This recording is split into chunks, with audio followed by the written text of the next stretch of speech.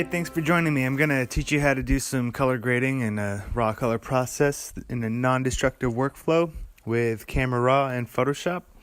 And if you're not watching this video from my website, there's a link in the description below and you can get the reference files there if you need them. So first things first, you want to set your Camera Raw preferences, and that's in Photoshop, Preferences, Camera Raw.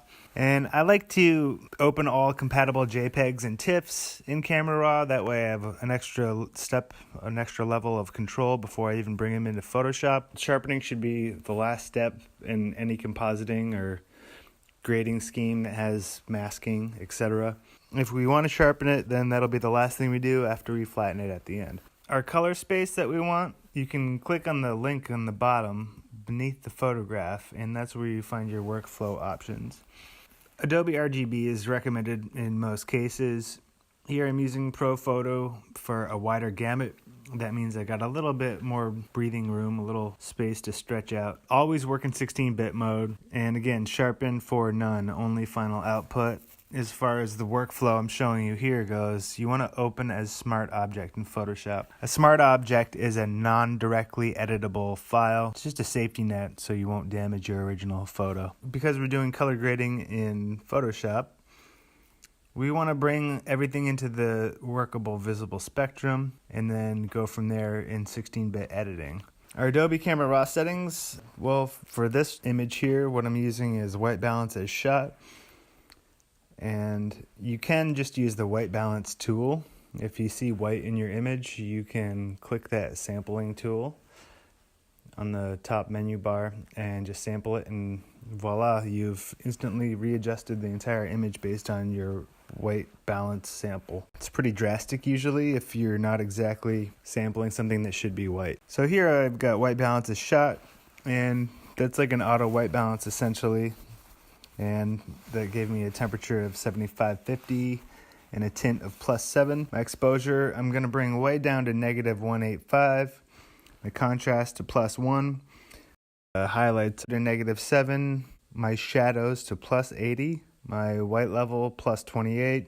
Blacks at 0. Clarity, vibrance, and saturation all at 0. Clarities are mid-tone contrast, and that can really disrupt your color curve if you crank on it too much.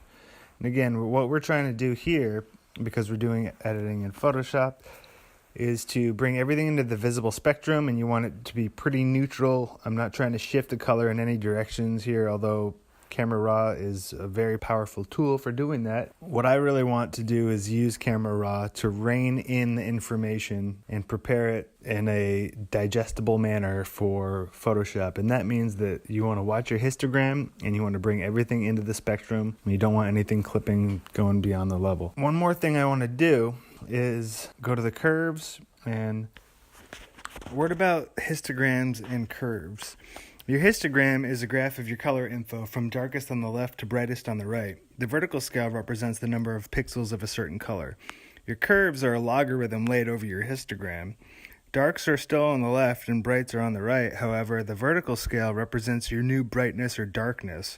Any deviation below the linear spectrum, which is a straight 45-degree line, constitutes darkening, and anything above the line will brighten it up. Now, the way that the curves work is you want to go to point, and then you can click and add a point and move it around. And there's two numbers. If you have your window open up wide enough, then there's two numbers that you can see here, and that's the input and the output for each point. So the input is your left to right scale, and the output is your up to down scale, a vertical scale. I'm adjusting it input 45, output 48, and then I'm adding another point, and my input is 113 and my output's 136. Now, if you know what these numbers mean, then it really opens up your literacy as far as working with color goes. Okay, now that we have our image open as a smart object in Photoshop, you can customize the interface by opening up a panel from the window menu, and then you can click and drag the tab into whatever window you want it to live in. So you can duplicate pretty much anything by holding Option and clicking and dragging it to a new copy of itself. Here I'm copying our layer. Adjustment layers affect the layers below them, and opaque layers obscure layers below them. So to illustrate that point, here I'll start our adjustment layer in between our two copies. Create a new hue saturation adjustment layer. Now what we want to do is go in here and select the green channel. Crank the hue and saturation way up so you can see what you're doing. Now this is just a temporary setting. Click and drag the color range slider until the desired area is affected. See, because we cranked the saturation and the hue, then we can see how we're affecting the image. You want to adjust the hue and saturation to the desired color and lightness after you've isolated the desired area. Now when I drag the adjustment layer to the top, you can see how it's affecting everything. So by adjusting the color slider on the bottom, we're zeroing in on the area that we want to affect, and by area I mean a range of colors in the image. Once you adjust the hue saturation to the desired lightness and color, then you're probably going to come up with something like hue -25, saturation +25 for the green channel. And then I just lightened it up a little bit in the master channel, and I brought the lightness up +9. Now you can hide this HSL adjustment layer, and most of the time I do hide my adjustments as I'm working with it, just so that I can keep resampling from the original image. It just tends to keep things a little bit more accurate as far as selections go. So create a new levels adjustment layer and view the blue channel. You can go to Window, Channel to open up the channel panel. When you click on the blue channel, it'll show a monochrome representation of the blue channel so that you can see the detail. With your levels adjustment layer, adjust the sliders to increase the contrast and silhouette the edge of the tree line. Command click the channel to select it once you get a good silhouette edge that you're looking for. Delete the levels layer because that was just a way of controlling our channel temporarily to create a selection. Subtract the sky from the selection by pressing W for wand, or click on the magic wand icon in the toolbar. If you click and hold, then it'll open up a drop-down menu with the other magic wand, which is the quick selection tool.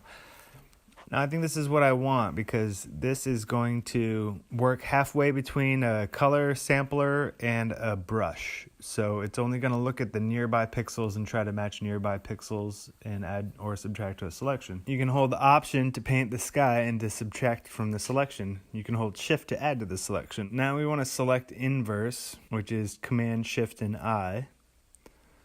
And that inverts the selection, and now we can mask the sky. With your mask selected, not the image, the mask, and black is your background color here in the bottom left, you can press delete and it'll fill in whatever's selected with your background color, which black on a mask means to hide, to mask, and white is to reveal.